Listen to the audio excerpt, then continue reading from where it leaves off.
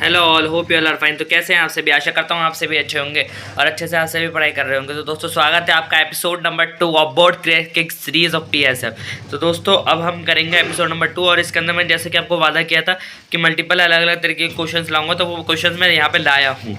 Multiple अलग अलग तरीके के क्वेश्चंस मैं यहाँ पे लाया हूँ। यहाँ पे केस बेस्ड क्वेश्चन है ना, केस बेस्ड क्वेश्चन आपके लाया हूँ मैं इस बार। और इस बार मैं आपके एमसीक्यू बेस्ड क्वेश्चन भी लाया हूँ। 10 क्वेश्चन एमसीक्यू बेस्ड और शायद 5 से 6 आपके केस बेस्ड होंगे। स्मॉल डिस्क्रिप्टिव बेस्ड क्वेश्चन भी मैं आपके इसमें लाया, मतलब सभी तरीके के क्वेश्चन को मैंने इंक्लूड करने की कोशिश करी है। इकोनॉमिक्स, जियोग्राफी, बाकी सारे सब्जेक्ट्स जितने भी थे सोशल साइंस के, उन सभी को मैंने इंक्लूड करने की कोशिश इस वाले एपिसोड के अंदर करिए। तो आशा करता हूँ आज का एपिसोड आपको बहुत ज़्यादा पसंद आएगा। एपिसोड पसंद आए तो लाइक कर देना, और एपिसोड पसंद आए तो लाइक कर देना, अपने दोस्तों के साथ भी शेयर कर देना दोस्तों। और उसी के साथ साथ चैनल को सब्सक्राइब भी कर लेना। आप अपने दोस्तों के साथ शेयर करोगे तो उनका भी भला होगा, आपका भी भला होगा। ओके, तो दोस्तों करते हैं आज की वीडियो की शुरुआत। Let's start. ठीक है दोस्तों, तो सबसे पहले दोस्तों एक बार बता दूं, आप हमारे चैनल को सब्सक्राइब कर लेना। इस पर आप क्लिक करोगे हमारे चैनल पर पहुंच जाओगे, सब्सक्राइब कर देना। ठीक है, पीडीएफ का लिंक आपको डिस्क्रिप्शन बॉक्स के अंदर मिल जाएगा। शुरू करते हैं। ठीक है, शुरू करते हैं। सबसे पहला क्वेश्चन है आपका, how is the topic of sustainable development is important for development. देखो, सस्टेनेबल डेवलपमेंट का टॉपिक इंपॉर्टेंट कैसे है एनवायरनमेंट के लिए, तो बहुत अच्छी बात है। ये बहुत ही ज़्यादा इजीली आप इसे लिख सकते हो कि हाँ, सतत पोषणीय विकास या सस्टेनेबल डेवलपमेंट बहुत ज़्यादा इंपॉर्टेंट है। ठीक है, ये रहा, sustainable development is important for development. Sustainable development is important for development because that ensures economic growth can continue in the long term without exhausting natural resources of causing environmental damage. It encourages practices that benefit both present and future generation। यानी देखो, sustainable development होता क्या है basically.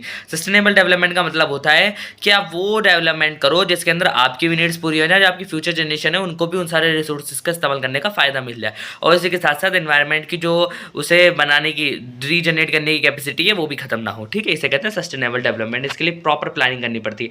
इसे हिंदी में सतत पोषणीय विकास कहते हैं। देखो, हिंदी में मैं आपको पूरे तरीके से एक्सप्लेन करने की कोशिश करूंगा। ठीक है, आता question number second, money can not buy everything, justify the statement. देखो, पैसा सब कुछ नहीं खरीद सकता। पैसा हैप्पीनेस नहीं खरीद सकता, पैसा हेल्थ नहीं खरीद सकता, पैसा लाइफ नहीं खरीद सकता। तो यही सब चीज़ आपको इसके अंदर लिखनी है। तो इस स्टेटमेंट को आपको जस्टिफाई भी कर देना। ठीक है, तो स्टेटमेंट क्या है, money can not buy everything, ये सही बात है। Is justified as money can not buy happiness, love और health. For example, a person may be wealthy but may struggle with loneliness और poor health. These aspects of life can not be purchase, emphasizing that emotional well-being and relationships are priceless। ठीक है, तो simple सी बात है, ये सब चीज़ें मूल्यवान होती हैं और ये इनका कोई मूल्य नहीं लगाया जा सकता। इनके ये प्राइसलेस चीज़ें होती हैं, हैप्पीनेस, लव, जॉय, ये सब। तो ये सब आप पैसों से नहीं खरीद सकते। ठीक है, आते हैं आपके क्वेश्चन नंबर थर्ड की तरफ। क्वेश्चन नंबर थर्ड है, explain which of the following state, Haryana, Punjab and Kerala, is best in respect to human development. तो ह्यूमन डेवलपमेंट की बात करोगे ना, तो सबसे बेस्ट आपका केरला ही है। आपको पता ही होगा कि वहाँ पे जो लिटरेसी रेट है वो ऑलमोस्ट 100% है, 98% के अराउंड वहाँ पे लिटरेसी रेट है। ठीक है, और वहाँ पे हर बच्चा जो है वहाँ पे या तो डॉक्टर होता है या इंजीनियर होता है, यानी बहुत ज़्यादा पढ़ा लिखा स्टेट है। और ह्यूमन डेवलपमेंट के मामले में वहाँ पे बहुत, और वुमेन्स के जो रिप्रेजेंटेशन भी वो भी बहुत ज़्यादा है। और इसके साथ साथ जो है हेल्थ की फैसिलिटीज़ भी वहाँ पे बहुत अच्छी है, इंफ्रास्ट्रक्चर भी वहाँ पे बहुत अच्छा, मतलब एक तरीके से केरला सबसे बेस्ट है। और उसके बाद आप पंजाब और हरियाणा सबसे कम। ठीक है, Kerala is the best in human development among Haryana, Punjab and Kerala because it has achieved high literacy rate, excellent health care services, low infant mortality rate and high standard of living for its people. Kerala focuses on education and social welfare, has contributed significantly to its human development indices। मतलब उसने सारे ही जितने भी human development के factors हैं उन सबको achieve कर लिया है, तो इसलिए केरला ही सबसे बेस्ट है। ओके, आपको एक चार्ट बना हुआ भी आ सकता है, उस चार्ट टाइप के क्वेश्चन मैं आपको शायद आपको अगले एपिसोड में चार्ट टाइप के क्वेश्चन भी देने की कोशिश करूंगा। ठीक है, सभी चीज़ें मैंने लास्ट प्रीवियस और क्वेश्चन निकाली हैं। ठीक है, लास्ट PYQs दिए हैं। ठीक है,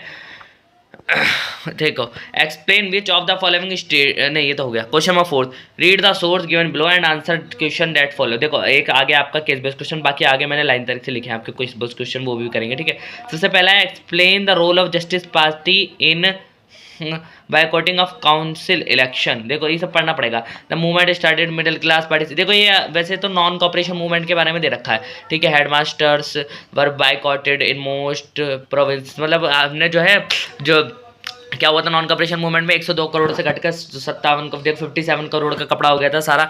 102 करोड़ से घटकर जो कपड़ा हम इंपोर्ट करते थे ब्रिटिशर से वो 57 करोड़ का हो गया था 102 करोड़ से घट के, ठीक है। और इसी के साथ में जस्टिस पार्टी जो थी उसने भी बहुत ज़्यादा इंपॉर्टेंट रोल निभाया था, स्वराज पार्टी ने भी बहुत ज़्यादा इंपॉर्टेंट रोल निभाया था। तो यही सारी बातें हमें इसके अंदर एक्सप्लेन करनी है अच्छे से, तो इसे एक्सप्लेन करेंगे। और देखो इसमें देखो 3 क्वेश्चन थे। पहला तो explain the role of Justice Party in boycotting of council election, यानी जो इलेक्शन हुए थे फिर उसमें जो है जस्टिस पार्टी जो थी यानी आपकी जो उस टाइम की जस्टिस पार्टी थी उसने कैसे मतलब इलेक्शन को बायकॉट किया था। How was the effects of non cooperation movement on the economic front, मतलब इकोनॉमिक फ्रंट पे क्या क्या इफेक्ट पड़े, तो इकोनॉमिकली बहुत इंपैक्ट पड़ा था। जो हमारे ब्रिटिशर्स की इकोनॉमी थी, हमारे क्या होते मतलब जो ब्रिटिशर्स की इकोनॉमी थी उनकी इकोनॉमी डाउनफॉल हो गई थी, और क्योंकि उनका जो इंपोर्ट्स हो गया था वो कम हो गया था 102 करोड़ से लेकर 57 करोड़, यानी ऑलमोस्ट हाफ हो गया था। Explain the effect of boycott movement on foreign textile, अब देखो इसमें बोला है कि आपको ये भी बताना है कि जो हमने फॉरेन टेक्सटाइल्स का जो बायकॉट कर दिया था उससे क्या हुआ था, उससे उनका बहुत ज़्यादा नुकसान हुआ था। ये सब चीज़ें आपको लिख देनी है, ठीक है। अभी से एक बार इसे आंसर के फॉर्म में पढ़ लेंगे तो अच्छा रहेगा, ठीक है। एक बार आंसर के फॉर्म में पढ़ लेते हैं, ठीक है। देखो इसका 4.1 आ गया, the Justice Party played a role in boycotting the council election by advocating for non participation in the electoral process, यानी उन्होंने कानूनी तरीके से उस इलेक्शन प्रोसेस में पार्टिसिपेट नहीं करा था। Aiming to challenge the dominance of Brahmans, जिससे उन्होंने कहा था कि जो ब्राह्मण्स की जो पॉलिटिकल पावर गेन करने के जितने भी वो डोमिनेंस बनाना चाहते हैं ना ब्राह्मण्स, उसको उन्होंने चैलेंज करा था मद्रास के अंदर, ठीक है। देखो आज भी वहाँ पे ब्राह्मण्स के खिलाफ ही पॉलिटिक्स चलती है, मतलब वहाँ पे पॉलिटिक्स वो कहते हैं कि सभी तमिलों के हाथ में होगी, जो मेन लेड ब्राह्मण्स होंगे उनके हाथ में नहीं होगी, ठीक है, सभी तबकों के हाथ में होगी, ठीक है। वैसे ये बात उनकी गलत भी नहीं है क्योंकि 2-3% वहाँ पे ब्राह्मण्स है जो पूरी पावर को कंसंट्रेट करके उस टाइम पे रखा करते थे, तो इसलिए उन्होंने कहा कि जो 90-95% पीपल्स हैं वो पावर को कंसंट्रेट करके रखेंगे, आपका भी उतना ही हिस्सा होगा लेकिन आप पूरी तरीके से पावर को कंसंट्रेट नहीं करेंगे, ठीक है, ठीक है। तो ये मूवमेंट उन्होंने चलाया था। फिर आता 4.2 the effects of non cooperation movement on the economic front व democratic dramatic as it led to significant reduction in the import of foreign goods, particularly foreign clothes. The value of foreign cloth imports dropped dramatically from 102 crores to rupees 57 crore between 1921 to 1922, affecting foreign trade. मतलब इन्हें foreign trade को बहुत ज़्यादा नुकसान पहुंचाया था। मैंने आपको बता दिया था 100 करोड़ से 57 करोड़ का ट्रेड पहुंच गया था। मेनली जो हमारे कपड़े वगैरह थे, खादी वगैरह के कपड़े हम इस्तेमाल करने लगे थे। The boycott movement and significance and इन्हें बहुत ज़्यादा इंपॉर्टेंट रोल निभाया, इसके अंदर ये लिखा हुआ है। और लोगों ने जो है जो इंडियन मेड गारमेंट्स थी उन सबका बहुत ज़्यादा सपोर्ट किया, जिससे कि फॉरेन वालों को बहुत ज़्यादा नुकसान हुआ। यही सब है, ओके। एक बार आप डिटेल में ज़रूर पढ़ लेना, PDF आपको लिंक डिस्क्रिप्शन में मिल जाएगा। आते हैं आपके क्वेश्चन नंबर 5 की तरफ। Describe the importance of judicious use of resources, यानी हमें रिसोर्सेज के जुडिशियस यूज़ के बारे में बताना है, मतलब उसका न्यायपूर्ण तरीके से मतलब बिल्कुल ही हम उसे यूज़ कर रहे हैं ना तो इस तरीके से यूज़ करें कि हाँ जितना हम यूज़ कर रहे हैं वो उतना हमें रिटर्न दे रहा हो और इन्वायरमेंट उसे जनरेट कर पाए जुडिशियस तरीके से, मतलब बिल्कुल वेल मैनर्ड, बिल्कुल कह लीजिए आप उसे जस्टिस के साथ इसका इस्तेमाल कर रहे हैं हम, इस तरीके से हमें इसे डिस्क्राइब करना है, ओके, ठीक है। तो इसका आंसर देखते हैं, देखो जुडिशियस मैनर में हम कैसे रख सकते हैं, ठीक है। तो इसका आंसर आइए देखते हैं। क्वेश्चन नंबर 5 देखिए ये रहा, इसका क्वेश्चन नंबर 5 का आंसर ये रहा, देखो द जुडिशियस यूज। देखो पहले तो मैं आपको पहले ही वैसे एक्सप्लेन करूँ तो जुडिशियस जुडिशियस यूज़ क्या होता है। देखो जुडिशियस यूज़ हो गया मतलब कि आप कह सकते हैं कि जुडिशियस यानी कि बिल्कुल अच्छे तरीके से इस्तेमाल कर रहे हैं, यानी कि हम नॉन रिन्यूएबल रिसोर्सेज का नॉन रिन्यूएबल रिसोर्सेज का इस्तेमाल घटा दें, रिन्यूएबल रिसोर्सेज का इस्तेमाल ज़्यादा से ज़्यादा कर दें। उसी के साथ जितने भी रिसोर्सेज ऐसे हैं जो रिन्यूएबल हैं जो नॉन रिन्यूएबल हैं उनको रिप्लेस कर दें, ठीक है। इस तरीके से हम रिसोर्सेज का इस्तेमाल कर सकते हैं। The judicious use of resources important because it sustainable. देखो सस्टेनेबली हम नेचुरल रिसोर्सेज का इस्तेमाल करें, प्रिवेंट डिप्लेटेशन, जैसे डिप्लेशन हो रहा है, ओजोन डिप्लेशन हो रहा है, इसे हम मेंटेन कर सकें, इकोलॉजिकल बैलेंस को मेंटेन कर सकें, एफिशिएंट रिस्पॉन्सिबल यूज़ कर सकें, फ्यूचर जनरेशन को भी इन सारे रिसोर्सेज का यूज़ करने को मिला और ओवर एक्सप्लोटेशन ना हो, वेस्टेज ऑफ रिसोर्सेज भी ना हो। तो ये सब चीज़ों का हमें ध्यान रखना होगा। तो यही बातें हैं, ठीक है। फिर आ जाते हैं आगे आएंगे आपके क्वेश्चन नंबर 6 की तरफ। पहले क्वेश्चन नंबर 6 पढ़ लेते हैं। देखो क्वेश्चन नंबर 6 क्वेश्चन नंबर 6 ये रहा। क्वेश्चन नंबर 6 आपका है, efficient means of transport are प्री requisites for fast development of the country, support the statement with example। यानी इसके अंदर बोल रखा है हमें जो है जितने भी ट्रांसपोर्ट हैं उनका फास्ट डेवलपमेंट के लिए हम एफिशिएंट यूज़ कैसे कर सकते हैं, है ना, उनकी pre requires for fast development, यानी कि उनका जो भी इस्तेमाल करें हम फास्ट डेवलपमेंट में एक अच्छा खासा योगदान देता हो। तो वही बात है, तो उसे हम पढ़ लेते हैं। क्वेश्चन नंबर 6 का आंसर है efficient means of transport are crucial for the fast development. मतलब ये क्यूरिकल है, मतलब इंपॉर्टेंट है फास्ट डेवलपमेंट के लिए of a country because they facilitate the movement of goods services and people which boost trades commerce and industries. For example India development in the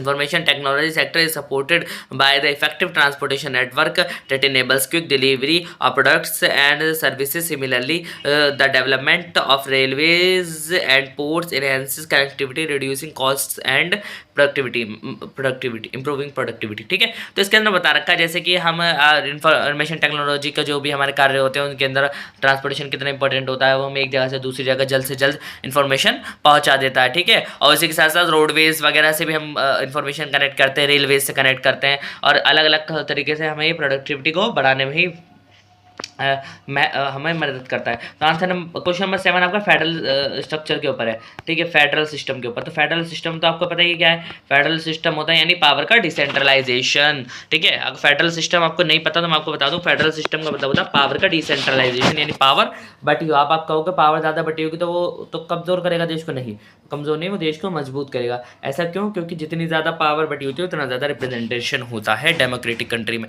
describe any 3 feature of federal government. Federal government के हमें 3 feature बताने हैं, structure नहीं पूछा है इन्होंने, features पूछे हैं कि उनके क्या क्या फीचर्स हैं, है ना, यानी फंक्शंस बताने उनके बेसिकली। पावर इज डिवाइडेड, सबसे पहले आ गया, देखो 3 फंक्शंस हैं। Power is divided between the central government, state government, which each having its own jurisdiction। ठीक है, मतलब उनके पास खुद के पास उनके रिसोर्सेज होते हैं, खुद के jurisdiction यानी खुद के उनके मतलब समझ लीजिए उनका जितने, मतलब वो एक तरीके से समझ लीजिए पार्ट तो वो है, तो एक ही कंट्री के पार्ट, एक ही नेशन के पार्ट, लेकिन वो एक दूसरे बिल्कुल अलग है, मतलब बिल्कुल अलग है। उनके पास हर रिसोर्सेज अपनी होगी, हर उनके इंस्टीट्यूशन उनका खुद का होगा। ठीक है, और कुछ कुछ मामलों में सेंटर उन पर एक तरीके से नज़र रखता है, जिससे कि वो कंट्री को अनडिवाइड ना करें। ठीक है, both levels of government operate independently within their areas of authority but they may share responsibilities in some matters। ठीक है, मतलब देखो वो इंडिपेंडेंट, मैंने आपको वही बताना ऊपर, देखो उनके खुद की jurisdictions होती हैं, लेकिन उसी के साथ साथ वो खुद इंडिपेंडेंट भी होते हैं, लेकिन उनका कुछ कुछ एरिया पे वो रिस्पॉन्सिबिलिटी बनती है सेंटर को, सेंटर की उस पर नजर रखे थे। The constitution outline the distribution of power which can only B change through a formal amendment process. और कॉन्स्टिट्यूशन ने खुद ये बता, मतलब जो फेडरल गवर्नमेंट होती है उसमें कॉन्स्टिट्यूशन खुद डिस्ट्रीब्यूट करता है पावर को। अगर आप इसे नहीं करना चाहते, पावर को सेंट्रलाइज करना है, तो आपको बड़े लेवल पे कॉन्स्टिट्यूशन में अमेंडमेंट करना होगा। ठीक है, तभी आप फेडरल सिस्टम को हटा सकते हैं, मतलब ये कहना चाह रहा है। ठीक है, आगे बढ़ते हैं। आगे देखो क्वेश्चन नंबर आपका है, क्वेश्चन नंबर देखो फेडरल सिस्टम वाला पढ़ लिया, आप क्वेश्चन नंबर 8 पे आ गए। Describe any 3 features of unitary government. Unitary government यानी सेंट्रल लेवल की जो गवर्नमेंट होती है उसके 3 फीचर्स बताने हैं। ठीक है, मतलब जो गवर्नमेंट जिसका पावर जो है सेंट्रलाइज हो, जिसके अंदर पावर, ठीक है, तो वही आपको बताने हैं। ठीक है, सेंट्रलाइज पावर हो तो वही वाले आपके फीचर्स बताने। तो आंसर नंबर आ गया आपका 8 पाए जाते हैं। ठीक है, the features of unitary government are as follows. The central government hold most of और ऑल ऑफ द पावर, मतलब वो सेंट्रल गवर्नमेंट के पास या तो ज़्यादा, सबसे ज़्यादा, मतलब 90-95% पावर उसके पास होगी, या 100% पावर उसके पास होगी। और लिमिटेड अथॉरिटीज़ होती है, मतलब उसके नीचे जो भी इंस्टीट्यूशन होंगे ना उनके पास बिल्कुल लिमिटेड अथॉरिटीज़ होंगी, मतलब उनके पास कोई मतलब ज़्यादा आज़ादी दी नहीं रखी होगी। सेंट्रल गवर्नमेंट एक तरीके से अथॉरिटेरियन रूल चला रही होगी वहाँ पे। ठीक है, the central government can alter or abolish the power of local government. अगर वो लोकल गवर्नमेंट चला रहे हैं ना, वैसे तो चलाते नहीं, अगर चला रहे हैं ना तो उसे जब मर्जी जब भंग कर सकते हैं, जब अबॉलिश कर सकते हैं, जब उनको वो समझ में नहीं आया कि मतलब उनके लेवल पे काम नहीं करे। Local governments if represent function as administrative units of the central government and their powers can be revoked और मॉडिफाइड। मतलब अगर वो एडमिनिस्ट्रेशन जो लोकल गवर्नमेंट है वो अपने दम पे चलाने लगेंगे ना, सेंट्रल गवर्नमेंट की ना सुन के, तो उन्हें कभी भी रिवोक कराया जा सकता है। ठीक है, कभी भी मॉडिफाई कराया जा सकता है, यानी बदला जा सकता है।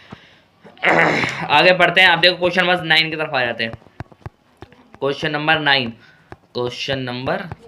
ओके, तो दोस्तों क्वेश्चन नंबर 9 के अंदर आपका क्या पूछा है? Democratic system is better than any other form of government, support the statement with example. मतलब इसमें बोला गया है कि डेमोक्रेटिक सिस्टम जो है वो बाकी जितने भी फंक्शन है उससे तो काफ़ी बेहतर है। मतलब हालांकि डेमोक्रेसी में भी काफ़ी कमियां हैं, लेकिन ये बाकी जितने भी dictatorship, monarchy, authoritarian rule, socialist government, इन सब से तो बहुत लाख दर्जा बेहतर है। तो ये बोला गया है इसके अंदर। तो ऐसा क्यों है? तो इसे आपको इस स्टेटमेंट को जस्टिफाई करना है, ठीक है। तो सिंपल सी बात है, डेमोक्रेसी बहुत बेहतर है। इसमें लोगों की रिप्रेजेंटेशन होती है, पावर शेयरिंग होता है, लोग अपना मत डायरेक्ट दे सकते हैं, गवर्नमेंट को प्रेशर पड़ता है, गवर्नमेंट अकाउंटेबल होती है, ये सब आप बता सकते हैं। डेमोक्रेसी जैसे कि इसमें लिखा हुआ भी है कि इसमें पार्टिसिपेशन होता है, वैसे के साथ डेमोक्रेटिक लीडर्स, इलेक्टेड लीडर्स होते हैं, फेयर इलेक्शंस होते हैं, allow citizens to hold them accountable. For example India the world largest democracy, India world की लार्जेस्ट डेमोक्रेसी है, ठीक है। Has a system in which leaders are elected, है ना। तो पार्टिसिपेशन इंश्योर करता है। उसी के साथ साथ डेमोक्रेसी में इंडिविजुअल राइट्स होते हैं, ड्यूटीज़ होती है, high level political and social equality होती है, ये सब चीज़ें डेमोक्रेसी के अंदर होती हैं, ठीक है। तो इस वजह से डेमोक्रेसी बहुत ज़्यादा जो है अच्छा है बाकी सभी और सभी पावर को दिखाने वाले, रिप्रेजेंटेशन करने वाले सिस्टम से, ठीक है। आ जाते हैं question number 10। Bank plays an important role in the economic development of a country, support the statement with example. देखो हाँ, बैंक बहुत इंपॉर्टेंट रोल करते हैं। देखो किसी को लोन, अब देखो कंट्री के अंदर मनी सप्लाई करनी है तो गवर्नमेंट कैसे करेगी? बैंक के थ्रू इजीली कर देगी। वो CRR SLR वगैरह जो होते हैं ना, उन सबको कम CRR SLR क्या होते हैं ये सब बाद में आप डिटेल में पढ़ लेना, लेकिन उनके गवर्नमेंट के पास रूल्स, कुछ टूल्स होते हैं जिन टूल से वो मनी सप्लाई को बढ़ा सकती है, घटा सकती है। तो उन सारे टूल्स का इस्तेमाल करके गवर्नमेंट जब मनी सप्लाई पहुंचा सकते हैं। और उसी के साथ साथ जो बैंक हैं वो उसी के साथ साथ लोन तो प्रोवाइड करते ही हैं, और उनका खुद का वो जॉब्स भी कितने बड़े लेवल पर देते हैं, ठीक है। उसी के साथ साथ वो इकोनॉमी को बूस्ट करते हैं, और इंफ्रास्ट्रक्चर बनाने के लिए गवर्नमेंट तक को लोन देते हैं, गवर्नमेंट को एडवाइस देते हैं। मतलब बैंक का बहुत ज़्यादा इंपॉर्टेंट रोल होता है। लोगों की सेविंग्स भी वहीं होती है, पूरी कंट्री की इकोनॉमी बैंक चलाते हैं एक तरीके से, ठीक है। बैंक पे आप इसे डिटेल में पढ़ना। बैंक प्ले एक बहुत इंपॉर्टेंट रोल निभाते हैं डेवलपमेंट एक कंट्री के अंदर। फाइनेंशियल सर्विसेज प्रोवाइड करते हैं, इन्वेस्टमेंट प्रोवाइड करते हैं, बिजनेस एक्सपेंशन प्रोवाइड करते हैं, उसके साथ इकोनॉमिक ग्रोथ प्रोवाइड करते हैं, इंडिविजुअल बिजनेसेस को लोन देते हैं गवर्नमेंट को, और help stimulate economic activity. For example, the availability of loans from bank allow businesses to invest in infrastructure and technology, creating jobs and boosting production. Banks also facilitate savings, making capital available for investment in different sectors of the economy. ठीक है, मतलब अलग अलग sectors के लिए bank जो है वो पैसे दिलवाते हैं, ठीक है। आ जाते हैं अब नेक्स्ट क्वेश्चन के तरफ आपके बढ़ते हैं। अब आते हैं आपके मल्टीपल चॉइस क्वेश्चंस देख लेते हैं, ठीक है। तो क्वेश्चन नंबर आपके आ जाते हैं मल्टीपल चॉइस क्वेश्चन। एक मिनट, मल्टीपल चॉइस का वाई वाज आ गया। देखो वाई वाज, अब क्वेश्चन पढ़ना और आंसर देने की कोशिश करना, ठीक है। Why was reading a manuscript not easy in India, choose the appropriate answer. देखो मैन्यूस्क्रिप्ट आर वेरी चीप, देखो ये तो हो नहीं सकता क्योंकि मैन्यूस्क्रिप्ट बहुत ज़्यादा सस्ती हैं। ऐसा तो कुछ भी नहीं है कि मैन्यूस्क्रिप्ट बहुत ज़्यादा सस्ती है, मैन्यूस्क्रिप्ट तो काफ़ी महंगी है, ठीक है। तो इसलिए ये तो नहीं कह सकते कि हाँ ये चीज़ सही है। तो मैन्यूस्क्रिप्ट तो चीप है नहीं, इंडिया के अंदर मैन्यूस्क्रिप्ट चीप नहीं है, तो ये वाला ऑप्शन आपका नहीं होगा, ठीक है। इसके बाद मैन्यूस्क्रिप्ट पर वाइडली स्प्रेड भी नहीं है, return in English and Hindi ऐसा भी नहीं है, हर वर फर्जाइल, ये फर्जाइल होती हैं, फ्रेजाइल होती हैं, इस वजह से आप जो मैन्यूस्क्रिप्ट का ईजी नहीं है रीड करना इंडिया के अंदर, ठीक है। तो ये वाली बात है, ठीक है, ओके। तो ये है, उसी के साथ साथ ओके, ठीक है दोस्तों, ओके, ठीक है दोस्तों। अब आ जाता है अगला question, which of the following revolution is called as the first expression of nationalism के फर्स्ट एक्सप्रेशन की बात है जब भी आप सिंपल लगा देना फ्रेंच रेवोल्यूशन का, ठीक है। तो ए है इसका, select with the formal source of credit from the given source and choose. देखो फॉर्मल सोर्स यानी वो होते हैं जो गवर्नमेंट से अथॉराइज्ड होते हैं, यानी अथॉरिटी होती है, गवर्नमेंट अथॉरिटी होती है एक तरीके से, मतलब वो लीगलाइज्ड बैंक होते हैं, और जो मतलब फॉर्मल चीज़ जिसमें बहुत ज़्यादा फायदे होते हैं लोगों को और कम इंटरेस्ट रेट हो। जैसे कि सबसे देखो पढ़ते हैं इसमें कौन कौन से हो सकते हैं, इसमें ऑप्शन भी दे रखे हैं आपके। सबसे पहला bank, money lenders, cooperative, businessman. देखो बिजनेसमैन या मनी लेंडर तो नहीं होगा, तो कोऑपरेटिव हो सकता है आपका, कोऑपरेटिव भी एक तरीके से एक ऑफिशियल फॉर्म है और बैंक भी ऑफिशियल फॉर्म है। तो फर्स्ट एंड थर्ड वाला जो भी आपका लगा देना सी है, ठीक है। Which one of the following statement best describe the meaning of globalization? Removal of taxes on trade. देखो इसमें कौन कौन सा, ठीक है, तो कौन सा हो सकता है? ठीक है, तो सबसे पहले removal of tax on trade, ये तो हो सकता है, लेकिन इतना भी नहीं लग रहा। Providing higher standard of living, higher नहीं, इसका उससे देखो process of rapid integration between countries, ये हो सकता है, क्योंकि जो कंट्रीज का जो है, देखो अपनी डोमेस्टिक इकोनॉमी को वर्ल्ड इकोनॉमी से कनेक्ट करने प्रोसेस जो है वो ग्लोबलाइजेशन कहलाता है। तो एक दूसरी कंट्रीज के बीच में रैपिड ग्रोथ हो रही है, तो इस वजह से हम इसे कह सकते हैं कि हाँ यही है, ठीक है। बाकी अभी मैं आंसर आपका वेरीफाई करा दूंगा, ठीक है, नीचे। और इसके आ जाते हैं टू, देखो ये क्वेश्चन नंबर 15 में यहाँ पे डालना भूल गया, उसके लिए सॉरी, ठीक है। तो ये पढ़ लेते हैं। टू स्टेट में असर्शन और रीजन बताने आपको, हाँ देखो यार क्वेश्चन 15 यहाँ पे लिखा हुआ है, रीड बोर्ड द स्टेटमेंट और बताना कि करेक्ट ऑप्शन, इसमें करेक्ट ऑप्शन कौन सा, 1 मार्क्स का है आपका। No individual in India can legally refuse a payment made in rupees. हाँ, तो इंडिया के अंदर कोई भी जो है पेमेंट रुपीज में होती है वो नहीं मना कर सकता, क्यों? In India the rupees authorised by the state government, authorised by the state government, by the state governments, ठीक है। तो देखो क्योंकि देखो सेंट्रल लेवल पे तो है ये, और उसी के साथ स्टेट गवर्नमेंट पे, तो हाँ इसमें ए हो सकता है, ठीक है, ए हो सकता है, CAB है ना। वैसे एक चेक कर लो, AB भी हो सकता है, क्योंकि स्टेट नहीं, शायद उसका सेंटर हो। क्वेश्चन नंबर 15, ठीक है, question number 15, question number 15, okay. तो क्वेश्चन नंबर 15 का आंसर है ए, हाँ सही है, मैं सही बोला, ठीक है। ओके दोस्तों, तो 15 है, मतलब both A and R true and R is the correct explanation. क्यों? क्योंकि देखो स्टेट गवर्नमेंट से वो ऑथराइज भी है और उसी के साथ साथ वो लीगल वो भी, और ये देखो ये वाले का भी आपको सी ही है, ठीक है। तो आगे बढ़ते हैं, क्वेश्चन नंबर आपके कौन सा क्वेश्चन नंबर आएगा, हिंदी इंग्लिश में, क्वेश्चन नंबर 16, क्वेश्चन नंबर जो आपका 16 आएगा। आप read the following situation regarding credit and identify the positive impact of credit. Salim obtains credit to meet the working capital needs of production, the credit helps him to meet the ongoing expenses and complete production on time, ठीक है। तो इसका क्या होगा, ठीक है, तो इसका, ठीक है, तो the burden of credit will increase in Salim, Salim income will increase, the production will increase, और तो इनमें से कौन सा ऑप्शन होगा, ठीक है। तो इसमें क्या होगा, मतलब सलीम के जो है क्रेडिट का बर्डन बढ़ेगा, या सलीम की इनकम बढ़ेगी, या प्रोडक्शन बढ़ेगा। देखो अब देखो सलीम ने जो है पैसे जो लिए थे ना, सलीम ने, वो जो है सलीम के क्रेडिट जो हाँ उसे एक्सपेंस करने थे वो पूरे हो गए, यानी कि जो उसकी प्लानिंग के हिसाब से सब कुछ हो गया, तो मतलब इसका मतलब उसकी इनकम बढ़ जाएगी, तो इसका बी होगा, ठीक है। तो इसका बी होगा, ठीक है, बी है, बी है, ठीक है, बी है इसका।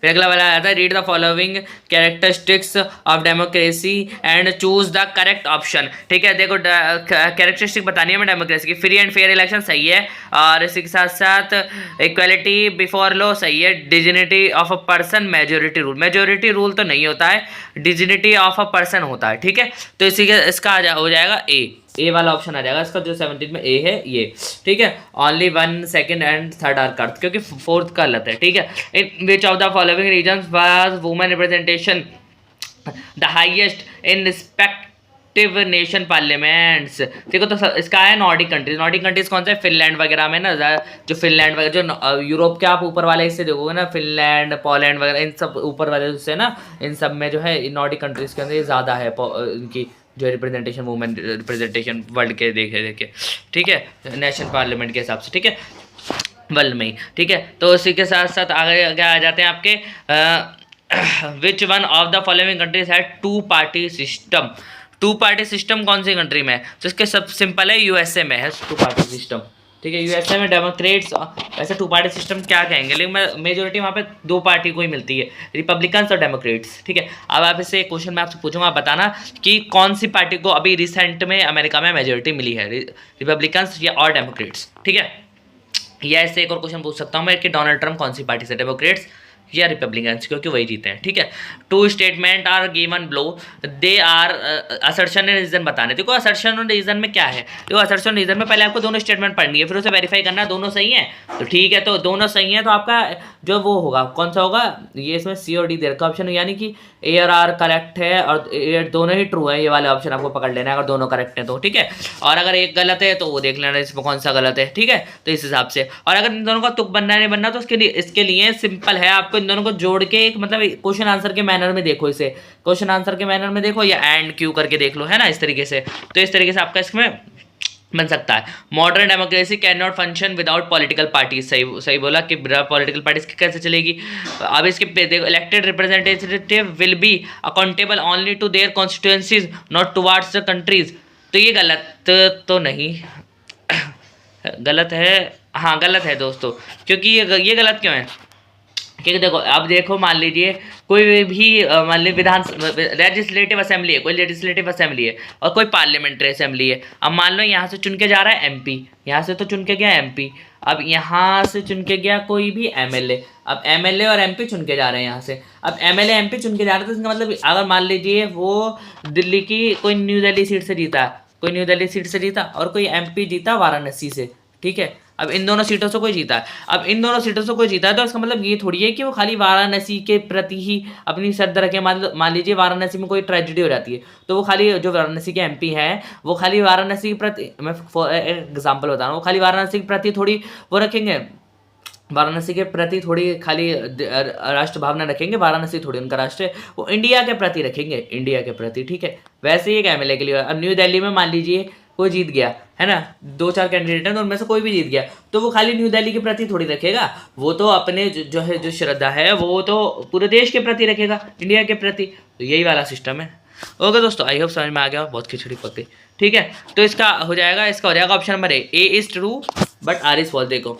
ओके दोस्तों, आई होप समझ में आ गया। ओके तो दोस्तों आपके 20 क्वेश्चंस हमने कंप्लीट कर दिए हैं आज काफ़ी जल्दी, 26 मिनट के अंदर।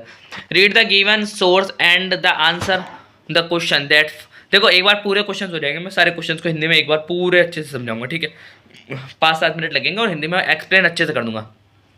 Read the given source and answer the following question that follow, that questions that follow, मतलब जो क्वेश्चन नीचे दे रखे हैं उन्हें बताने हैं। इधर को ये 34.1 और 34.2 क्यों है, क्योंकि मैंने क्वेश्चन बैंक से डायरेक्ट कॉपी करके इसमें रखा है।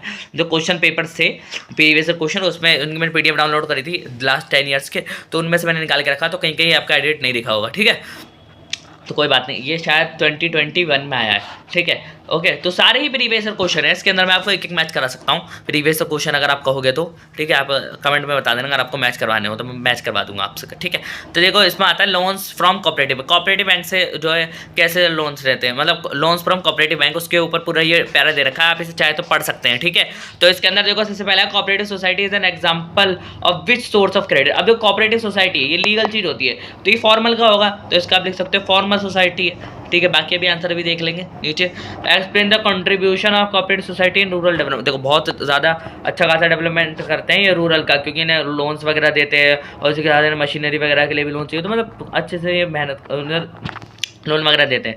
Mention it 2 source of capital for self help group, self help group का कहाँ से आता है, एक तो सब चंदा देते हैं इन सब से, और बाकी अभी नीचे देख लेंगे, ठीक है।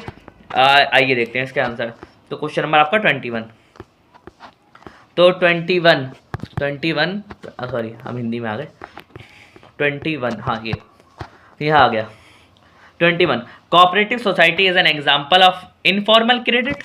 सॉरी एक सेकंड दोस्तों, सॉरी दोस्तों, ये मेरे से यहाँ पे ये गलती से मिसप्रिंट हो गया है, यहाँ पे इन हटा देना, फॉर्मल ही है, फॉर्मल क्रेडिट ही है, ओके। तो मैंने ये चेक करने के लिए देखा था, हाँ सर जो मार्किंग स्कीम है उसके अंदर, ठीक है।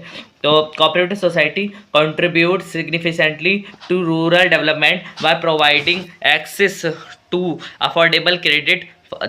इसका क्वेश्चन क्या था कि ये रूरल डेवलपमेंट में कैसे वो करते हैं, तो इसके अंदर सिंपल है कि कोऑपरेटिव सोसाइटी एक मेजर मतलब सिग्निफिकेंट यानी काफ़ी इंपॉर्टेंट रोल निभाते हैं रूरल डेवलपमेंट के अंदर। जैसे कि ये अफोर्डेबल क्रेडिट देते हैं, मतलब कम से कम रेटों पे ये क्रेडिट दे देते हैं, मतलब लोन दे देते हैं, और इसी के साथ एग्रीकल्चर प्रोडक्शन में बहुत ज़्यादा मदद करते हैं, और हाउस कंस्ट्रक्शन वगैरह, जो फिशरीज होती हैं, पिसिकल्चर वगैरह, हॉर्टिकल्चर वगैरह, इन सब के अंदर ही पैसे वगैरह देते हैं, और इकोनॉमिक एम्पावरमेंट करते हैं, और लोकल ग्रोथ में बहुत ज़्यादा मदद करते हैं, ठीक है। तो आप देखो 2 सोर्स बताने हैं आपको, 2 source of capital for self help groups are, तो एक सेविंग्स फ्रॉम ग्रुप मेंबर्स, मैंने बताया था कंट्रीब्यूशन यानी सेविंग, तो सेविंग हो गया आपका, एक तो चंदा वगैरह तो कंट्रीब्यूशन के सेविंग्स करते हैं तो जितने मेंबर होते हैं सेल्फ हेल्प ग्रुप के वो, और इसके साथ माइक्रो फाइनेंस इंस्टीट्यूशन और बैंक प्रोवाइडिंग लोन, यानी इन्हें बैंक वगैरह लोन देती हैं कम रेट पर, और ये भी लोगों को कम रेट पर ही लोन देते हैं। ये 2 हैं जिनसे इन्हें पैसा मिलता है सेल्फ हेल्प ग्रुप्स को। 21 क्वेश्चन आपका कंप्लीट होता है और क्वेश्चन नंबर 22 की तरफ आगे बढ़ते हैं। ये क्वेश्चन है, read the following source and answer the follow. ये 1857 के रिवॉल्ट के ऊपर है। On the rule was the vernacular press act. देखो पहले सोर्स पढ़ लेते हैं। After the revolt 1857 the attitude to freedom to press changed. Enraged Englishmen demand a clampdown on the native press as vernacular newspaper became assertive national. The colonial government began debating। ठीक है, तो मैंने ये पूरा पढ़ लिया है। तो दोस्तों मैंने अभी इसलिए वो रोक दिया, काफ़ी टाइम लग सकता था। ठीक है, तो इसमें पहले क्वेश्चन पूछा, on which rule was vernacular press act. देखो वर्निकुलर प्रेस एक्ट क्या था, एक प्रेस एक्ट था, मतलब प्रेस वगैरह को एक्ट था उस टाइम पे 1857 में। इंग्लिश मैन ने डिमांड किया था ये, मतलब जो नेटिव प्रेस है उन्हें हटाने के, उनके ऊपर सेंसर लगाने के लिए। ठीक है, बेसिकली है ना, सेंसर यानी जो गवर्नमेंट कहेगी वो। तो ये किस पे बेस था, ये बेस था, ये बेस था आयरिश प्रेस लॉज के ऊपर। ठीक है, आयरिश प्रेस लॉज जो थे ना, ये उनके ऊपर बेस था। ठीक है, why did the attitude of British change toward the freedom press after the revolt of 1857। क्यों एटीट्यूड चेंज हो गया था, क्योंकि उन्होंने देख लिया था कि हाँ हमारा राज ज़्यादा लंबा यहाँ पे चलने नहीं वाला।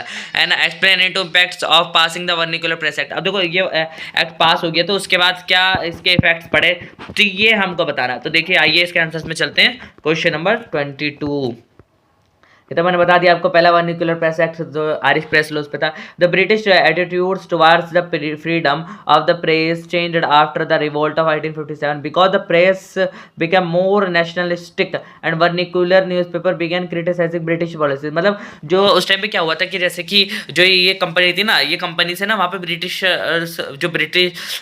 जो वहाँ पे गवर्नमेंट थी वो तो इस कंपनी को सपोर्ट कर रही थी, कौन सी, ईस्ट इंडिया कंपनी को। लेकिन वहाँ पे जो लोग थे ना वो कह रहे थे कि यहाँ पे हमारे लोग मर रहे हैं और हथियार ये कंट्रोल नहीं कर पा रहे हैं इंडिया को, इंडिया के लोग इन्हें मार क्यों रहे हैं ये वगैरह। तो उन्हें ये पता तो नहीं था कि इंडिया पे बहुत ज़्यादा जुल्म वगैरह करा करते हैं। तो इस वजह से ना वहाँ पे एक्ट लगाया गया था।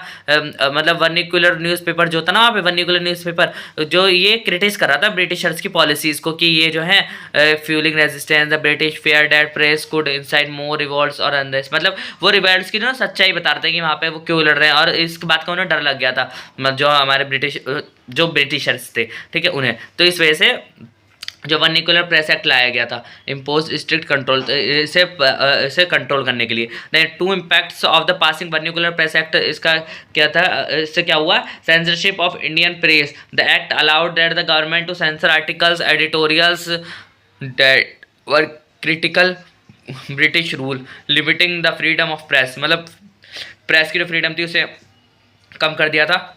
सीजर और press equipment, if a newspaper was found guilty of sedition its printing press and machinery could be confiscated, यानी उसे सील वगैरह कर दिया जाएगा अगर उसने जो है मतलब ऐसा पाया गया कि वो इस एक्ट के विरोध में जा रहा है। यानी इस एक्ट के अंदर क्या था, जो गवर्नमेंट कहेगी वही आप छापेंगे, समझ में है। तो stifling the publication of nationalist views and suppressing opposition, यानी अपोजिशन को उन्होंने वहाँ पे दबाने की कोशिश की थी। बेसिकली जो है ब्रिटेन जो है अपने देश के लोगों पर भी जुल्म कर रहा था वहाँ पे, मतलब वहाँ की प्रेस वगैरह को भी सच बोलने नहीं दे रहा था। ये चीज़ें ऐसी हैं इनके अंदर। ठीक है, तो आगे आ जाते हैं। आपका question number 23, conservation of resources के ऊपर है। देखो एक और पैरा होगा कंजर्वेशन ऑफ रिसोर्सेज का, भाई दोनों सेम नहीं है, बस हाँ टॉपिक सेम है। ठीक है, conservation of resources are vital for any development activity but irrational consumption and over utilization of resources may lead to socio-economic and environmental problem. To overcome these problem, resources conservation at varied levels is important that this had। दोस्तों देखते हैं इसके answer को, मैंने पूरा para पढ़ लिया। ठीक है, तो define the term resource planning. Resource planning क्या है, रिसोर्स प्लानिंग यानी रिसोर्सेज को एलोकेट करना सही तरीके से, उनकी प्लानिंग करना सस्टेनेबल डेवलपमेंट के लिए। तो यही रिसोर्स प्लानिंग है, इसमें आप लिख सकते हैं। और अभी क्वेश्चन पूरा क्वेश्चन का आंसर मैंने पूरा फॉर्म कर रखा, वो भी पढ़ेंगे। Explain the need of conservation resources. देखो रिसोर्सेज कंजर्व क्यों करना है, क्योंकि जो हमारे रिसोर्सेज हैं वो सबके लिए प्रॉपर है, लेकिन उसे क्या कहते हैं एक्स्ट्रा और उसे ओवर एक्सप्लॉइट करने के लिए नहीं है वो रिसोर्सेज, इसलिए उसका हमें कंजर्वेशन करना है। ठीक है, गांधी जी ने भी यही बात कही थी कि there is enough for everybody need and not for anybody's greed, यानी कि सभी की ज़रूरतों के लिए सब कुछ ऊपर वाले ने हमें दे रखा है, लेकिन किसी के लालच के लिए हमें नहीं दे रखा। इसके दो रीजंस भी बताने हैं, तो आइए देखते हैं सारे आंसर। क्वेश्चन नंबर 23 की तरफ चलते हैं। क्वेश्चन नंबर 23 ये रहा, देखो सबसे पहला तो आ जाता है resource planning refers to the process planning that use the conservation of resource efficiently to meet developmental needs while ensuring their availability for future generation, यानी सस्टेनेबल डेवलपमेंट की बात की जा रही है यहाँ पे, ठीक है। बेसिकली सस्टेनेबल डेवलपमेंट को ध्यान में रखते हुए हमें रिसोर्स प्लानिंग करनी होगी, तो उसे रिसोर्स प्लानिंग कहते हैं। Needs for conservation resources, conservation करने की क्यों जरूरत है, क्योंकि ये नेचुरल रिसोर्सेज हैं, इन्हें सस्टेनेबल करना जरूरी है जिससे कि ये खत्म ना हो जाए, है ना, इनका ओवर कंजप्शन से इन्हें एक्सप्लॉइट ना किया जाए और इकोलॉजिकल बैलेंस बना रहे। गांधी जी का कहना था, गांधी जी इसका रीजन, एक दो रीजन बताए गए कि गांधी जी बिलीव ये सोचते थे कि the root cause of resource depletion was greed and selfishness of individual, especially in the context of modern technology advancement which leads to the overconsumption। यानी कि जो मानव का हद से ज़्यादा सभ्य बनने का सपना है ना, इसकी वजह से रिसोर्सेज का हनन हो रहा है, ये कहना चाह रहे थे, ठीक है। ही एम्फेसाइज्ड सिंपल लिविंग, उन्होंने कहा कि साधारण जीवन जियो और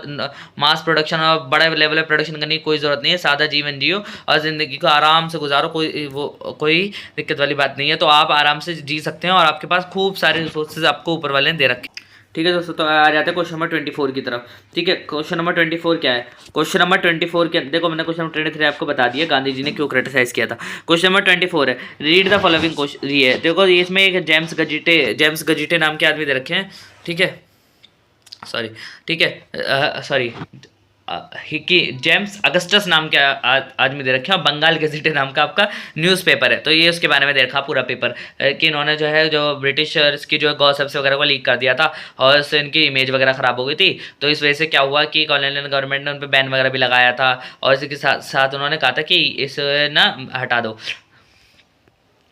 ठीक है। अब आगे बढ़ते हैं, देखो in which language was, question पढ़ते हैं सबसे पहले, in which language was Bengal gazette edited by James Augustus Hickey's published, तो ये किस लैंग्वेज में एडिट किया गया था, तो ये जेम्स अगस्टस ने एडिट किया था इंग्लिश लैंग्वेज में, ठीक है। जब why was James registered Hickey prosecuted, इन्हें प्रोसिक्यूट को कर लिया गया था क्योंकि ये जो इन्होंने गवर्नमेंट की गॉसिप्स वगैरह लीक कर दी थी जिससे गवर्नमेंट की इमेज वगैरह ख़राब हो गई थी ब्रिटिश गवर्नमेंट की, ठीक है।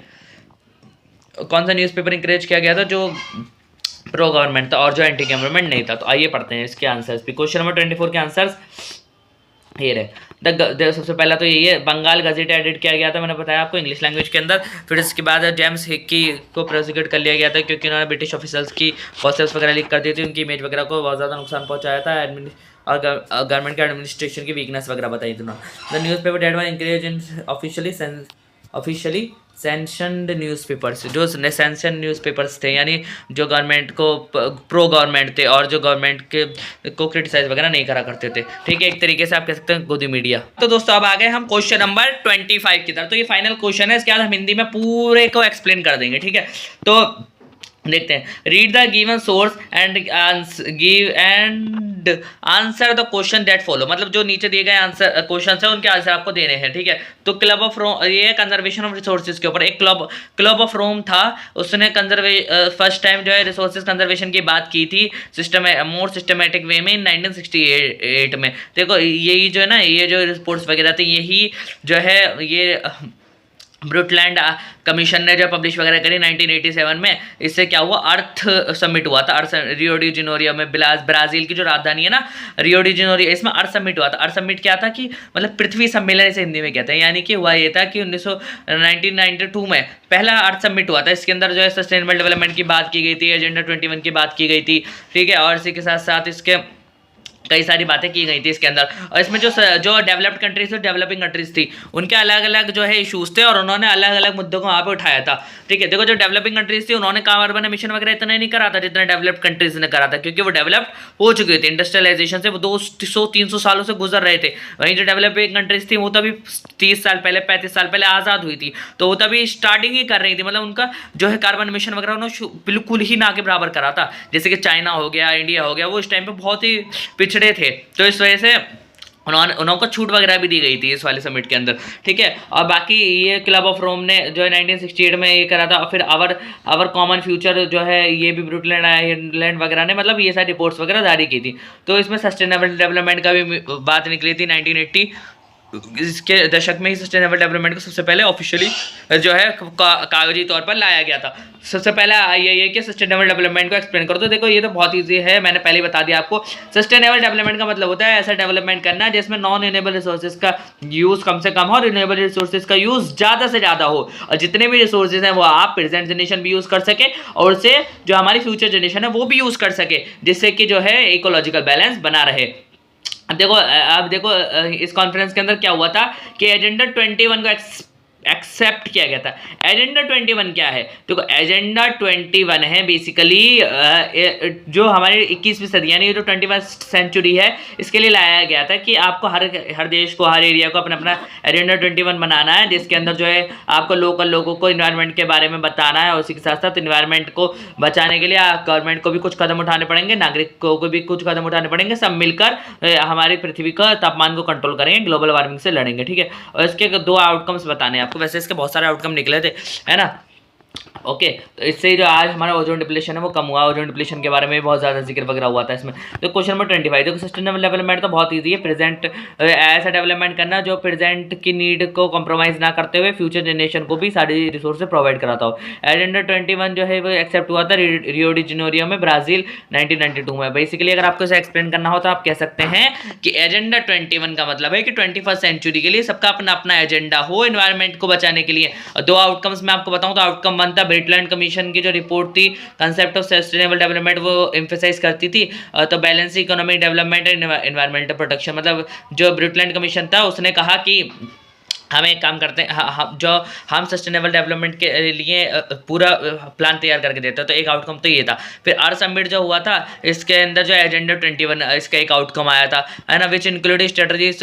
तो उन्होंने कहा कि देखो अगर हम इन्वायरमेंट को मजबूत करेंगे ना तो हमें पहले इकोनॉमिकली भी मजबूत होना होगा, इकोसिस्टम को अपना मजबूत करना होगा। तो ना पॉवर्टी वगैरह को भी रिड्यूस करने की बात की गई थी और सस्टेनेबल यूज ऑफ रिसोर्सेज की भी बात की गई थी। तो ये 2 आउटकम आप बेसिकली लिख सकते हो। तो इंग्लिश में तो हमारा सब कुछ कंप्लीट हो गया। आइए चलो आप शुरू से हिंदी में एक बार पढ़ लेते हैं। देखो हिंदी में मैं आपको आंसर बहुत आसानी से समझा देता हूँ, बाकी आप क्वेश्चन वगैरह पढ़ लेना। ठीक है, तो क्वेश्चन देखो हिंदी में आंसर्स की बात करें तो हिंदी में आंसर्स ये देखिए इसके बाद ही चालू हो जाएंगे। ठीक है, तो सतत पोषणीय विकास, सबसे पहला तो सतत पोषणीय विकास क्या है? जो आपकी जो आर्थिक वृद्धि ऐसी हो, उसका ऐसा दीर्घकालिक रूप होना चाहिए कि जो भी संसाधन हम यूज़ कर रहे हैं वो पर्यावरण को नुकसान ना पहुंचाएं, और जो हमारी आज वर्तमान की पीढ़ियां हैं वो भी उस संसाधन का उपयोग कर सकें और भविष्य की पीढ़ियां भी उपयोग कर सकें, और जो हमारा पारिस्थितिक तंत्र है वो स्वस्थ रहे। ठीक है, दूसरा है कि पैसा सब कुछ नहीं खरीद सकता। यार स्टेटमेंट को हमें एक्सप्लेन करना है। तो हाँ ये सही बात है कि पैसा सब कुछ नहीं खरीद सकता। पैसा खुशी, प्यार और स्वास्थ्य वगैरह चीज़ें को नहीं खरीद सकता। ठीक है, पैसा जो है वो शांति और सुकून नहीं खरीद सकता। ठीक है, और केरल और पंजाब और हरियाणा के बीच में आपको बताना है कि मानव विकास के मामले में सबसे आगे कौन है। तो केरल है। केरल क्यों है? क्योंकि केरल ने साक्षरता दर को सबसे ज़्यादा आगे रखा है। साक्षरता दर अच्छी है वहाँ पे, उत्कृष्ट स्वास्थ्य सेवाएं वहाँ पे, कम शिशु मृत्यु दर है, कम मातृ मृत्यु दर है, और इसी के साथ साथ वहाँ पे जीवन स्तर काफ़ी अच्छा है। ठीक है, और इसी के साथ साथ शिक्षा और सामाजिक कल्याण वहाँ पे केंद्र में है। तो इसलिए बहुत ज़्यादा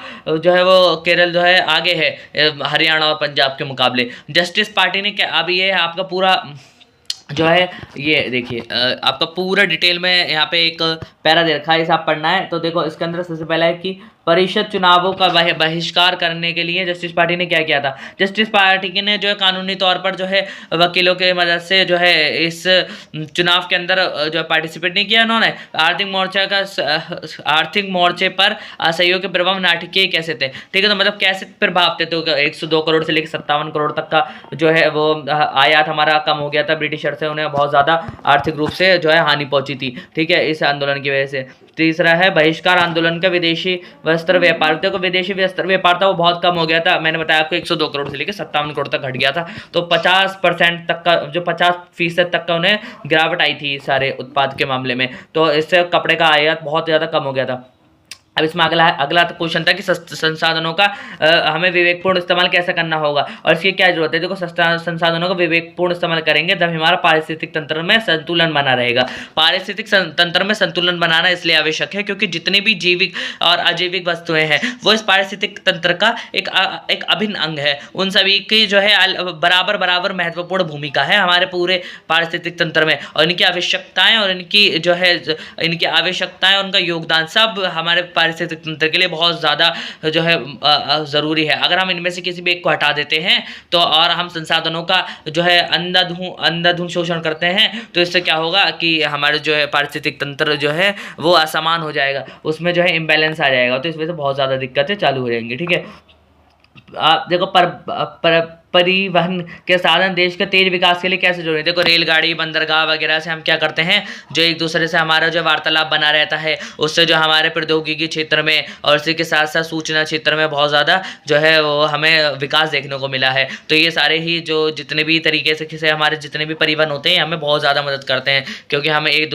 जगह से दूसरी जगह जो टूरिज़्म जो मतलब हमारा पर्यटकों का क्षेत्र है ये बहुत ज़्यादा बढ़ता है, और उसी के साथ साथ जो है इंफॉर्मेशन टेक्नोलॉजी यानी प्रौद्योगिकी सूचना क्षेत्र भी बढ़ता है। उसी के साथ हमारा आधारभूत ढांचा वगैरह और क्या कहते हैं हमारा जो जीवन स्तर है वो भी अच्छा खासा बढ़ता है। संघीय सरकार की 3 विशेषता बतानी। संघीय सरकार में जो है पावर एक दूसरे अलग अलग बटी होती है और इसी के साथ साथ अधिकार क्षेत्र अपने अपने होते हैं। ठीक है, उसी के साथ साथ इसमें एक दूसरे पे अधिकतर भीतर स्वतंत्र मामले होते हैं, लेकिन कुछ मामलों में दोनों की जिम्मेदारियां साझा होती हैं। ठीक है, और शक्ति का वितरण संविधान तय करता है, इसे औपचारिक संशोधन प्रक्रिया से ही हटाया जा सकता है।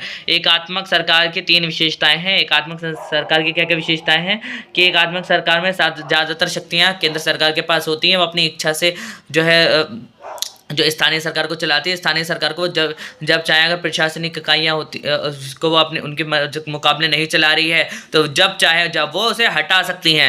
ठीक है, फिर अगला आ जाता है आपका प्रश्न कि लोकतंत्र प्रणाली अन्य प्रणालियों से कैसे बेहतर है। देखो अन्य सत्ता प्रणालियों से लोकतंत्र प्रणाली इसलिए बेहतर है क्योंकि बाकी सभी में लोगों का प्रतिनिधित्व नहीं है, लोगों के अधिकार नहीं है, लोगों को स्वतंत्रता नहीं दी गई है ना, लोगों को चुनने की आज़ादी नहीं दी गई, लोगों के प्रति कोई जवाबदेह नहीं है। लेकिन लोकतंत्र में ये सारी ही चीज़ें हैं, भले ये पूरी तरीके से हम इसे अभी तक ज़मीनी स्तर पे लागू नहीं कर पाए हैं, लेकिन ये सारी चीज़ों का इसमें एक यूटोपिया तो है, इसमें हम काफ़ी सारी चीज़ें तो ला सकते हैं, तो इससे हम देश को आगे राह पे ले जा सकते हैं क्योंकि इसमें अधिक से अधिक प्रतिनिधित्व होता है। अब देखो बैंक देश के आर्थिक विकास में कैसे महत्वपूर्ण है, क्योंकि बैंक तो देखो जो बैंक है, बैंक वो एक देश के लिए रीढ़ की हड्डी है। क्यों? क्योंकि बैंक ही लोगों को ऋण देता है, लोगों को ऋण देगा, लोन देगा, तो उससे क्या होगा, लोगों के पास पैसा आएगा, लोगों के पास पैसा आएगा तो लोगों की आर्थिक स्थितियां बेहतर होंगी। उसी के साथ साथ बैंक कितने लोगों को रोजगार प्रदान करता है, बैंक से कितने लोगों को रोजगार प्रदान होता है, बैंक से कितने लोगों को कितने तरीके की अर्थव्यवस्था में कितने तरीके के क्षेत्रों में जो है निवेश होता है, तो ये बहुत ज़्यादा इंपॉर्टेंट है बैंक। ठीक है, अब अगला आपके जो एमसीक्यू है मैं आपको बता दूं कि देखो एक तो आ जाता है हाँ हिंदी में देखो एमसीक्यू आपके एक्सप्लेन कर रहा हूँ मैं आपके। ठीक है, तो सबसे पहले आ जाता है हीरा। ठीक है, भारत में पांडुलिपियों को पढ़ना आसान क्यों नहीं है, तो सिंपल सी बात है, जो पांडुलिपियाँ होती हैं बहुत ज़्यादा कमज़ोर होती हैं, ऐसे भी टूट जाती हैं और ये मतलब अमीरों के शौक ज़्यादा होते हैं इस वजह से।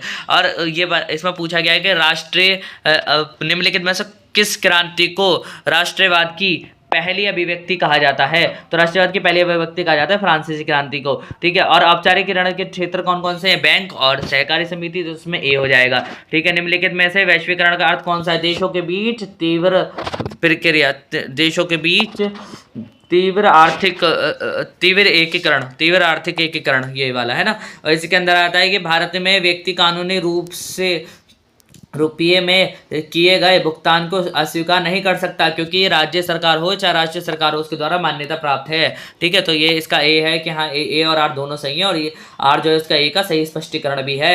अब देखो सलीम को जो है ऋण की आवश्यकता थी, उसे ऋण मिल गया और हमने खर्चे पूरे कर लिए और उसी के साथ साथ उसके टारगेट्स वगैरह पूरे हो गए। अब समय पर पैसा मिलने की वजह से उसकी आय बढ़ेगी, तो ये हो गया इसका आंसर। ठीक है, और लोकतंत्र की निम्नलिखित में से विशेषताएं बतानी है आपको। स्वतंत्र निष्पक्ष चुनाव, कानून के समक्ष समानता, व्यक्ति की गरिमा और बहुमत का शासन नहीं होता है इसमें, बाकी 1 2 3 होता है, तो ये आ गया आपका। ठीक है, 18वें में आ जाता है निम्नलिखित में से किस क्षेत्र में 2018 में उनकी संबंधित राष्ट्रीय महिलाओं के प्रतिनिधि सबसे अधिक था, तो नॉर्डिक देशों में सबसे ज़्यादा अधिक है। नॉर्डिक देश कौन से, फिनलैंड वगैरह, नॉर्वे वगैरह, ठीक है, जो उत्तरी यूरोप के अंदर है। ठीक है, वो सब। ठीक है, निम्नलिखित में से 2 दलीय प्रणाली किस देश में, संयुक्त राज्य अमेरिका में है। ठीक है, नीचे दिए गए में बताना है कि आधुनिक लोकतंत्र में राजनीतिक दलों के बिना कार्य नहीं कर सकते, सही बात है, लेकिन जो अगला है इसमें जो इसका कारण ये दे रखा है कि जो निर्वाचित प्रतिनिधि है वो केवल अपने निर्वाचन क्षेत्र के प्रति जवाबदेह होंगे,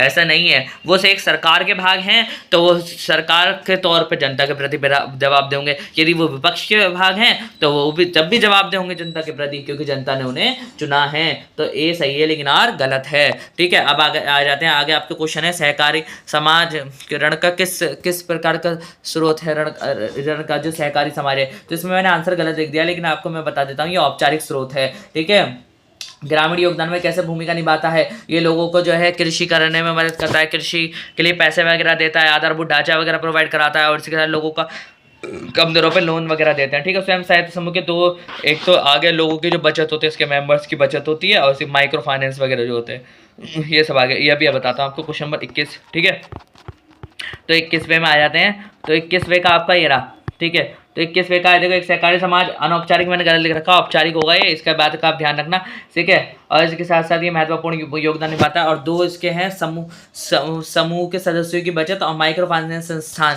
ये बैंक के जो ऋण प्रदान करते हैं वो। ठीक है, उसी के फिर आ जाता एक वर्निकुलर प्रेस एक्ट है, आप उसे पढ़ना। इसमें क्या था कि जो 1857 की क्रांति हुई थी ना, देखो 1857 की जो क्रांति हुई थी ना, उसमें वर्निकुलर नाम का एक बार था जो सरकार की बहुत ज्यादा बुराई कर रहा था, उसे बैन कर दिया था। तो इसे बैन क्यों कर दिया था, इसे बैन कैसे करा था, इसे एक एक्ट के तहत पे बैन किया था, जिसका ये किस पे आधारित था, आयरिश प्रेस एक्ट पे आधारित था ये। ठीक है, और इसे क्यों बैन कर दिया था, क्योंकि इनने जो है सरकार के लोगों की कुछ बातचीत लीक कर दी थी, और उससे जो है सरकार की छवि बुरी बन गई थी। ठीक है, और उसी के साथ साथ, खैर बुरी तो वो थी लेकिन सरकार की छवि और ज़्यादा बुरी बन गई थी लोगों में। ठीक है, और वर्निकुलर प्रेस एक्ट के बाद के दो प्रभाव बताइए। ठीक है, के दो प्रभाव बताने, और इसी प्रेस का दृष्टिकोण कैसे बदल गया, ठीक है, ये भी बताना है। ठीक है, तो इसमें सिंपल है, एक तो सबसे पहले वर्निकुलर प्रेस एक्ट लाया गया था। वर्निकुलर प्रेस एक्ट लाया गया था। वर्निकुलर प्रेस एक्ट जो आयरिश प्रेस हिंदी में आना है ना, हिंदी में देखो ये रहा वर्निकुलर प्रेस एक्ट। जो है इसमें क्या था कि ये वर्निकुलर प्रेस एक्ट को पारित करा था। तो वर्निकुलर एक्ट जो है वो आयरिश प्रेस कानून पर आधारित था। उसी के साथ 1857 का विद्रोह का रवैया बदल गया, राष्ट्रवादी अभिव्यक्ति थी है। और इसी के साथ साथ इसमें जो इन्हें ब्रिटिशर्स की बात वगैरह लीक कर दी थी इस वजह से, और है ना। तो उसी के साथ साथ इन्हें बातचीत, ठीक है, तो ये राष्ट्रवादी जो बन गया था। और इसी के साथ साथ जो समाचार पत्र हैं इन सब पे बैन लगा दिया गया था, और सिर्फ उन्हीं समाचार पत्र को बढ़ाया जाने लगा था जो सरकार के बारे में बुरा नहीं बोलते हैं। अब वही होता है कि 1857 में जो कंपनी को ना जो सरकार सपोर्ट कर रही थी, लेकिन विपक्ष जो है इसे सपोर्ट नहीं कर रहा था। विपक्ष कह रहा था कि लोगों को वहाँ पे बिना बात के मार रहा है, ब्रिटिश लोग भी वहाँ पे बिना बात के मर रहे हैं, इस पर सरकार कोई एक्शन ले रही नहीं है। इस कंपनी को एक तरीके से वहाँ की खुद की सरकार बना दिया गया है। तो इस वजह से जो है वहाँ पे लोग इसकी बुराई वगैरह कर रहे, तो उन्हें हटा दिया गया। तो भारत प्रेस की सेंसरशिप आई, इससे प्रेस में जो है सेंसरशिप वगैरह लग गई थी, और प्रेस उपकरणों की जब्ती भी हो गई थी। प्रेस के जो उपकरण थे उन्हें जब्त वगैरह भी कर लिया गया था। अगला आ जाता है संसाधन नियोजन के ऊपर आपका एक पूरा पैरा है। संसाधन नियोजन के ऊपर आपका क्वेश्चन नंबर 23 है, संसाधन का संरक्षण। इसमें सबसे पहले संसाधन योजना क्या है, रिसोर्स प्लानिंग क्या है। तो संसाधन योजना क्या है, संसाधनों का आवंटन करना, उन्हें अच्छे से उनका ऐसे आवंटन करना, संसाधनों का ऐसे आवंटन करना जिससे कि उनकी योजना जो बनाई जाए वो लोगों के लिए लाभकारी हो। ठीक है, तो ये है संसाधन आवंटन करना। संसाधन संरक्षण की क्या आवश्यकता है, जिससे कि संसाधन का हनन ना हो, संसाधन खत्म ना हो जाए, ये आवश्यकता है। हर किसी, गांधी जी ने कहा था कि हर किसी की आवश्यकता के लिए पर्याप्त है, लेकिन किसी के लालच के लिए नहीं। ऐसा क्यों कहा था उन्होंने, तो ऐसा इसलिए कहा था क्योंकि लोग जो है हद से अधिक चीज़ें चाहते हैं, जितनी उनकी ज़रूरत है वो उतने में संतुष्ट नहीं रहना चाहते। ठीक है, तो आइए देखते हैं। तो इसके आ जाते हैं क्वेश्चन नंबर 23 पे। संसाधन योजना का तात्पर्य संसाधन के उपयोग। देखो, संसाधन योजना का मतलब ये है कि जो है सतपोषणीय विकास हो, इसी के साथ साथ आने वाली पीढ़ियों के लिए भी विकास किया जाए। ठीक है, तो ये है। तो संसाधनों का संरक्षण की आवश्यकता है ताकि संसाधनों का हनन ना हो। ठीक है, गांधी जी ने कहा था कि गांधी जी का मानना था कि संसाधन समाप्ति का मूल कारण व्यक्तियों का लालच है। उन्होंने, और कारण दो है कि उन्होंने साधारण जीवन जीने के लिए कहा था, और यूँ कहा था कि हद से अधिक औद्योगिकरण केवल लोग अपने लालच के लिए वगैरह के लिए करते हैं। और उन्होंने कहा कि द्वारा से बदलने के लिए महत्व पर जोर दिया, जहाँ लोग केवल वही उपयोग करें जो आवश्यकता हो, मतलब जितना जरूरत हो उतना ही उपयोग करें। क्वेश्चन नंबर 24 आपका आ जाता है जैम्स अगस्टस हिके द्वारा संपादित बंगाल गज़ेट है। अब क्या हुआ था, देखो बंगाल में जो है, देखो आप इसे पढ़ लेते हैं। ठीक है, बंगाल गज़ेट क्या हुआ था कि सबसे पहले आपको बताना है, देखो बंगाल गज़ीटे के बारे में आप अच्छे से पढ़ लेना। देखो बंगाल गज़ीटे के बारे में आपको इसमें ये बताना है कि बंगाल गज़ीटे था क्या। बंगाल गज़ीटे तो एक अखबार था। इसमें बंगाल गज़ीटे जेम्स अगस्टस हिकी ने संपादित किया था। तो किस भाषा में संपादित किया था इन्होंने करा था अंग्रेजी भाषा में संपादित, ठीक है। और इसी के साथ साथ हिके को क्यों सताया इन्होंने, हिके को इसलिए सताया क्योंकि उन्होंने वहाँ के प्रशासन की बातें वगैरह लीक कर दी, ठीक है। हाँ, तो ये उसने बातें वगैरह लीक कर दी थी, ठीक है। और 1780 के दशक में किन समाचार पत्रों को प्रोत्साहित किया गया था, कि उन समाचार पत्रों को जो सरकार की चापलूसी करा करते थे, उन समाचार पत्रों वगैरह को प्रोत्साहित किया गया था, ठीक है।